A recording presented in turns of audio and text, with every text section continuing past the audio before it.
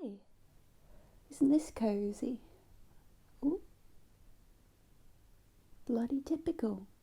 Chooses this moment to turn out, doesn't it, my light? Thank you, bulb. I really appreciate that, turning off right now. Well, you might just have to deal with that unfortunate lighting. This is very peculiar, and I think they're poltergeists. Anyway, I am going to read you a bedtime story. It's very special. Jenkins! Rather more chaotic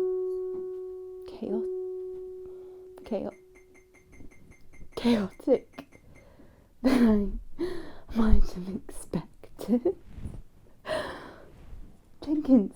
Oh my gosh. 1 second. Apologies. I have one crazy cat. It's a rather special bedtime story because it's been written by a long list of participants, and the challenge was we had to write 50 words each. I would handball the story onto this list of participants as we went through, and I have refined it and we have come up with a chapter. I shall begin the story now. Chapter 1, concerning chapters and train rides.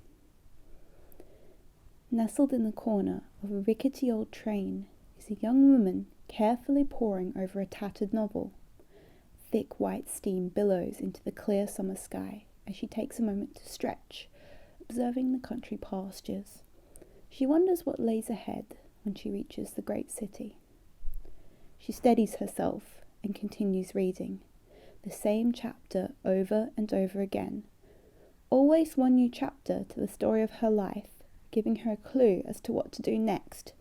But this time, the story didn't seem to be matching up. Oh well, she thought. She was going to find the author and have a word with them anyway. That's why she was on the train in the first place. While previous chapters captured events with pinpoint accuracy, this chapter told of tumbling black clouds, pouring rains from the heavens above, and the crash of Zeus's mighty lightning. The distant cries of a lamb could be heard between each strike. But when the young woman casts her gaze beyond the train window, the sun shines gaily upon a mother sheep and her lamb, grazing on fresh green grass growing on the hill. She ponders, the pages flicking through events already lived. Was this the story she lived? Or was her life the story? She had never met the author, but they always gave her answers. So what was different this time? This chapter was new, however, the book was very old. The scenery changes dramatically as the woman approaches London, deeply concerned about the chapter's dark tone. There is a constant buzz of energy as kids run around selling newspapers and workers hurry home. The air feels thick and sticky as she steps onto the crowded platform, greeted coldly by her aging uncle. He has changed since the last time she visited him in London, his face tattered with folds and creases. As they begin slowly walking the length of the platform, the shouts of marshals and commuters reverberate around them. A rat hurriedly scurries out of harm's way. She follows him toward the main street. The only words exchanged, a stiff hello. She'd always liked him, her uncle. He was bright and happy, a man you could trust.